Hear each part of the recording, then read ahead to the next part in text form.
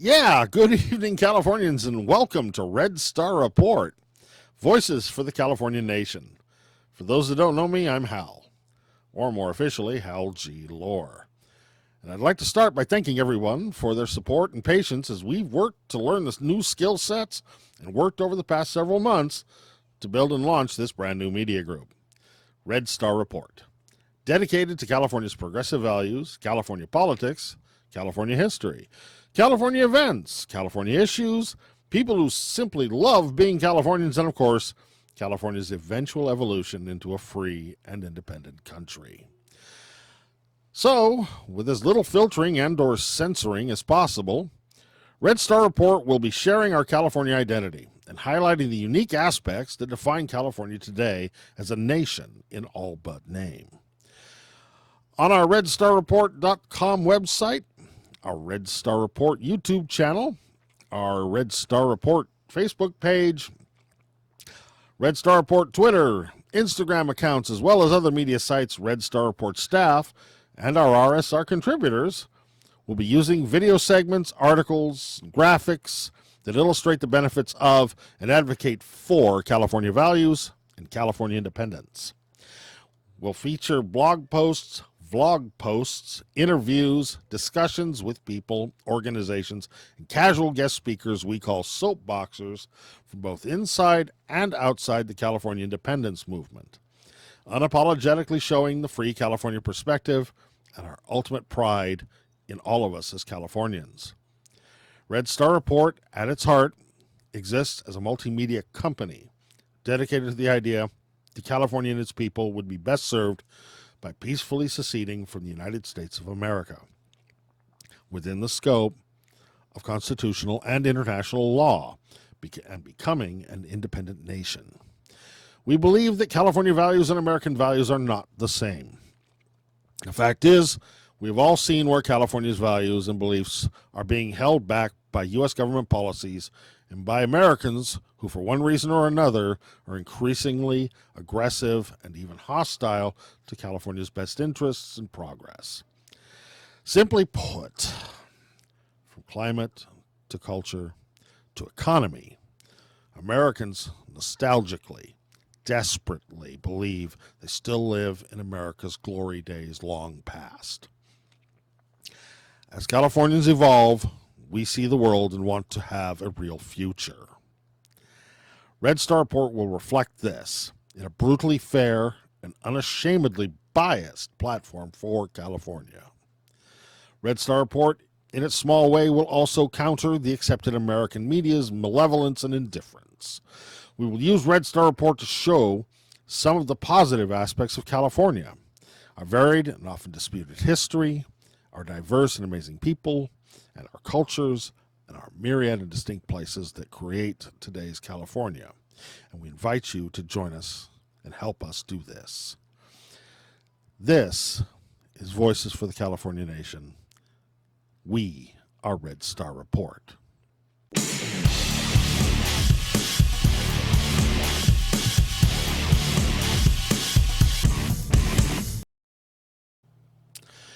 And now it's time for Activism in Action with Shankar Singham. Over to you, Shankar.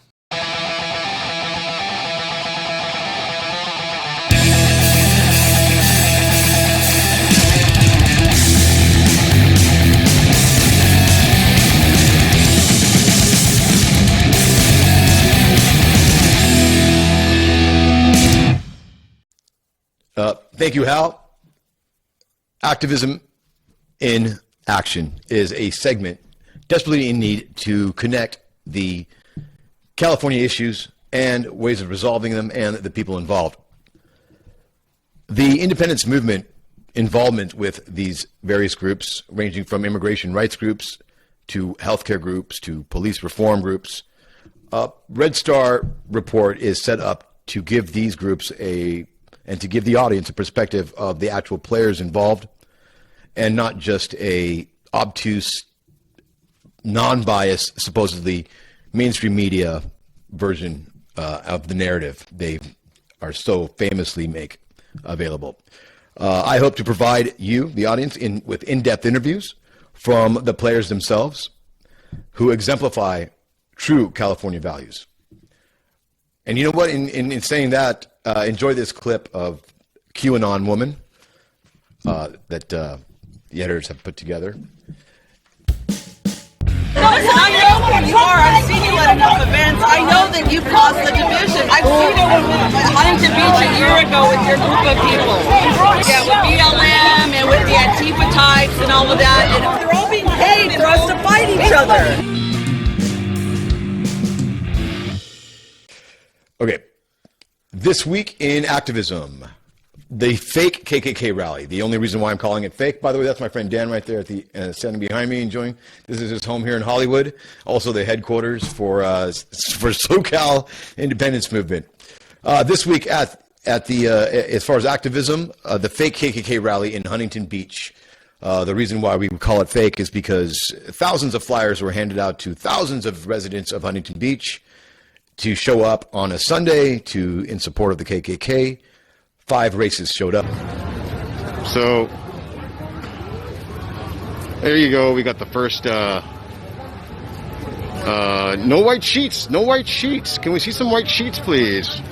I want to see the good old Klan garb with the hood, the whole regalia with the white sheets, the no burning cross.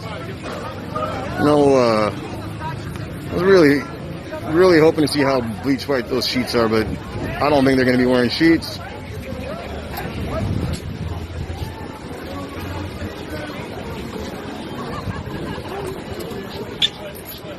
Oh, what do you know? Got 2 of them right here. Interesting.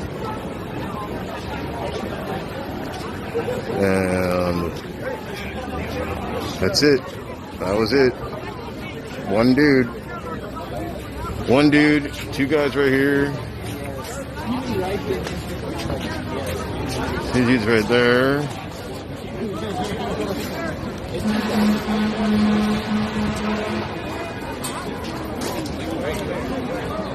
Those were significant racists, though. One of them was the leader of Southern California Ku Klux Klan, and members of RAM showed up, Rise Against Movement. The steroid-induced RAM did manage to punch a few of the leftists that showed up, which were in the hundreds, and mingled and hid indiscriminately amongst the hundreds and hundreds of QAnon supporters that also showed up with their cameras, video gear, and drones flying everywhere. It was quite the madhouse. Fights were breaking out here, fights were breaking out there. This is the second time that Huntington Beach has caused hundreds and hundreds of lefties to show up at the pier. I think the next time this happens, I think the Main Street area, the shopping area, will be in smolders and the pier burnt to a crisp. I really do believe that. There were individuals there this time that were ready to do exactly that. And the only saving grace for Huntington Beach this time was that no KKK showed up. Not any white sheets, at least. The other major protest was Buena Park Police Department protest. That happened yesterday, Saturday. The parents and families of 4 victims of the Buena Park Police Department showed up. They told their stories of the victimhood of their loved ones. It was quite emotional. It lasted from 12 to 4 o'clock. Coincidentally, the group Justice for Hector Hernandez, one of the victims, Hector's father is planning an event to protest Orange County District Attorney Spitzer's home coming up, and you can be assured that Red Star Report will be there in the early AM morning hours to cover that story as well. Spitzer refuses to prosecute any of the police that have taken the lives of 4 Buena Park's residents. And so Justice for Hector Hernandez group will be there in the morning to let him know that. That will be coming up in the next few months, and just rest assured we will be there. Also, just to cover it, a Red Star report available on all the social media that Hal was mentioning above, but we'll also be on Twitch and on Rockfin. Those are brand new independent media platforms that will not censor or remove content. Other than that, that's all I've got to say to you guys. Say bye, Dan. Hal, back to you, bud.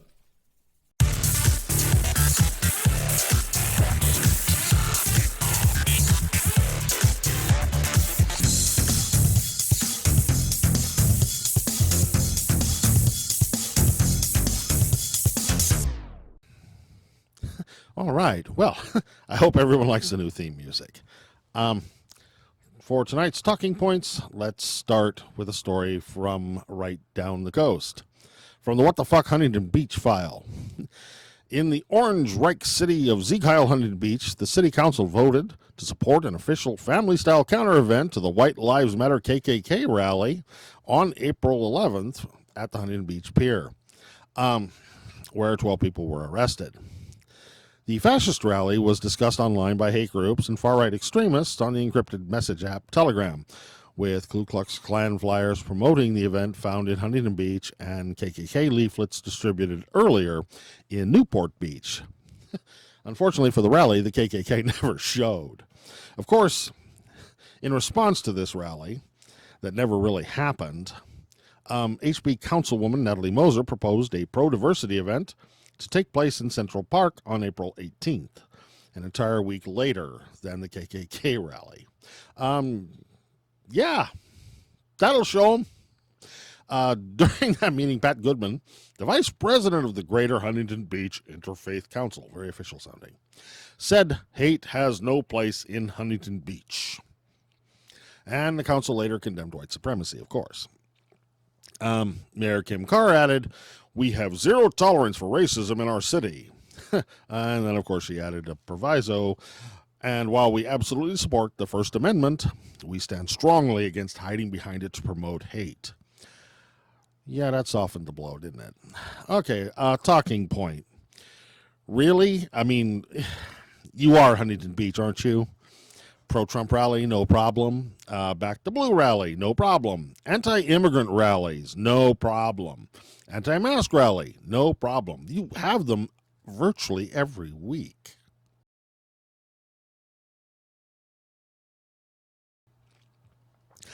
So don't try this hand-wringing think of the children shit, because it won't get you off the hook, please.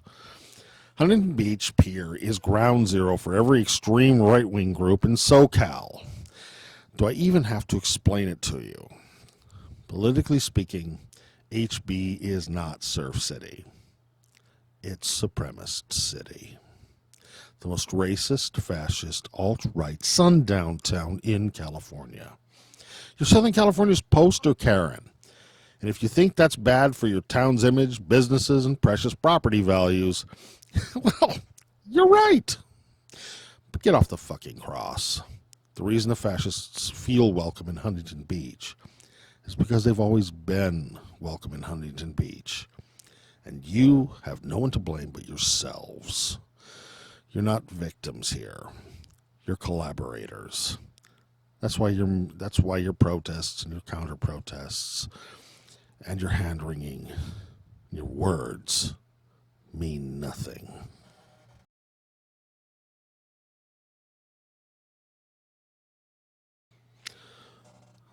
Okay.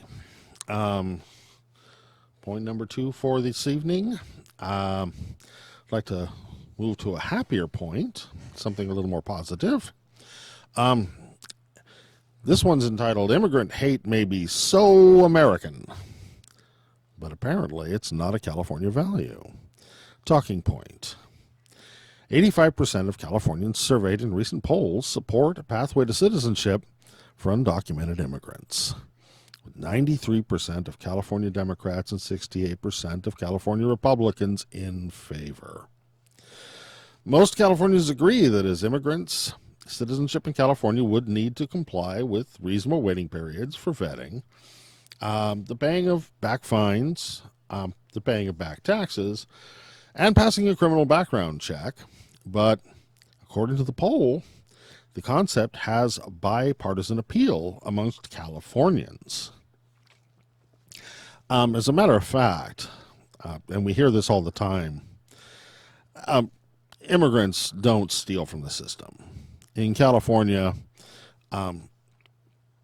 we're home to about 2 million undocumented immigrants, and those immigrants contribute $3.2 billion in state and local taxes to California each year. All right. Since we just got done talking about how immigrants are welcome in California, it's only fair to talk about people leaving California. Just for clarification's sake, from a California standpoint, the California exodus. This is people leaving California in droves. I'm sure you've heard it. Well, the California exodus is a lie. California has always had haters. Since the 1990s, American conservative media has trumpeted the decline and fall of California with glowing reports of all the exodus of millionaires, some billionaires, and regular right-wing assholes leaving libtard land to sink tragically into the Pacific Ocean. Talking point. There is no exodus. In the final quarter of 2020, 139,000 people left California more than arrived in California, for a whopping 0.35% drop out of 40 million Californians. The truth is, California growth since 1990 has averaged up by about 3% a year. Now, true, California has enormous problems. I mean, income inequality sucks. Houses are way too expensive. The number of homeless people is a disgrace. Traffic is awful. But most Californians still find California preferable to most of the lesser United States. In a 2019 poll, just 14% of real Californians considered California a poor place to live. That's similar, by the way, to California's most conservative population numbers. Surprise. Progressive California, as a nation in all but name, for decades has been so dominant over American culture and politics that most Americans need to trash it as a matter of cultural survival. California hating is a primate's scream against the capital of blue state America, where the evolved humans pay higher taxes for more generous services, don't auto-hate the people who are different, and support regulations protecting the environment and public safety. But media groups like Fox, Forbes, and the Wall Street Journal need to sport hard-ons for red state America's lower taxes, lower wages, less regulation, and social conservatism to protect status quo corporate profits. Desperate for any sign of weakness or failure in California to evidence the superiority of their ideal American capitalist model, basically to protect the money. Haters gonna hate.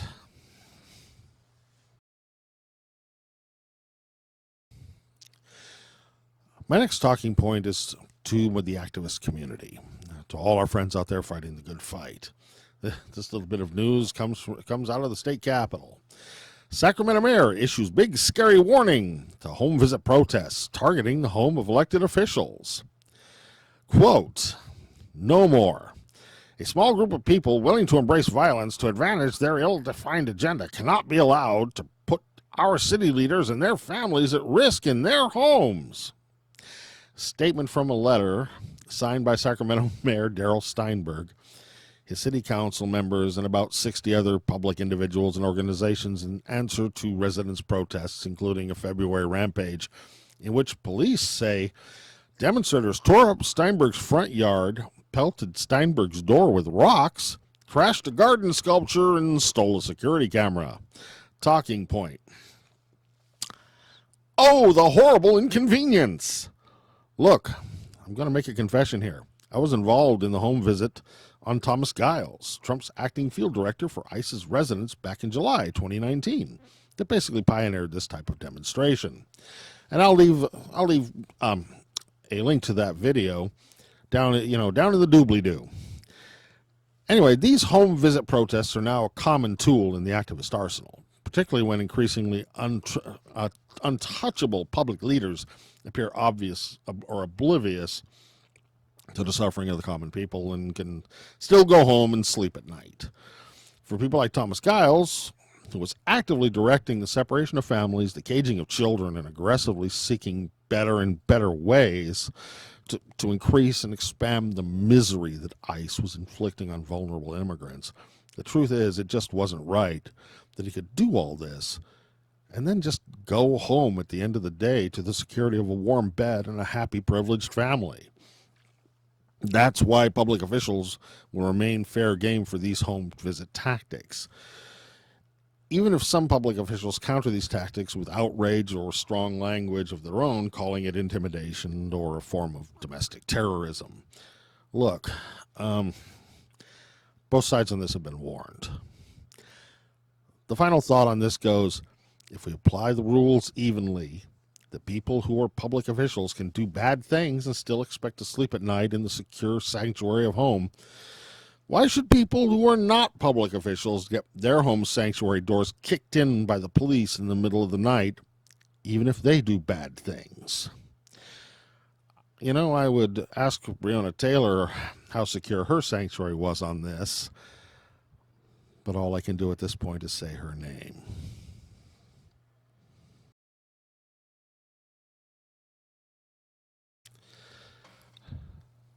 All right. Now we have an issue that is near and dear and close to the heart of those seeking California independence. And that would be a California bank. Free banking in California. If it passes, Assemblyman Miguel Santiago of Los Angeles' Assembly Bill 1177, the California public banking option would create BankCal. BankCal would counter the financial hardships put on poor people by the federally legal usury of payday lenders and check cashing companies. BankCal would provide no-fee debit cards, direct deposit for employees and from private and government agencies.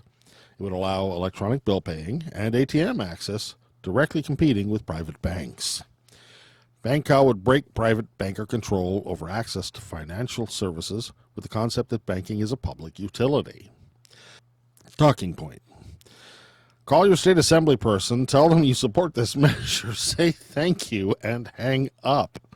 AB 1177 is scheduled to be heard before the Assembly Banking and Finance Committee on April 29th. And big surprise, the California Banking Association opposes the bill with a let-them-eat-cake statement that many of the state's nearly 150 financial institutions already offer low-cost banking options. And they do that with a straight face, I'm sure, followed by a nice campaign check. Although BankCal is an incremental step aimed at basic consumer services, progressive activists are still pushing for a fully functioning California state bank, as well as for cities to create publicly owned banks that could, unlike BankCal, lend money at below commercial interest rates for businesses, infrastructure, affordable housing, and other public projects. Citing that North Dakota has a public state bank which has operated successfully for more than a century. So BankCal would not create government-owned, a government-owned bank, but it would help democratize finance and provide help for low-income workers who have been excluded from the financial system. This is a good thing, if only incremental. So please, call your state reps. Thank you.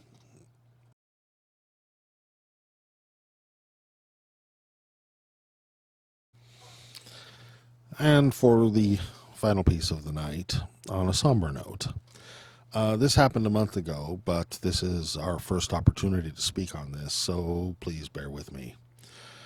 For those in the activist community who knew and those who did not, Julia Bogani, Tongva Tribal Elder, gentle teacher and well-known activist for the Tongva tribe's recognition, died on March 28th of complications due to stroke at the age of 72.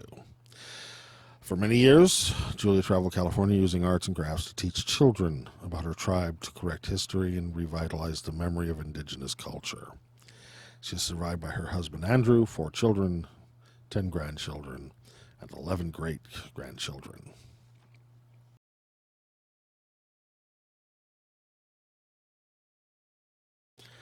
That's it for tonight. This is Voices of the California Nation. We are Red Star Report. Please check out our website at www.redstarreport.com. Subscribe to our Red Star Report YouTube channel, and go find and like our Red Star Report on Facebook.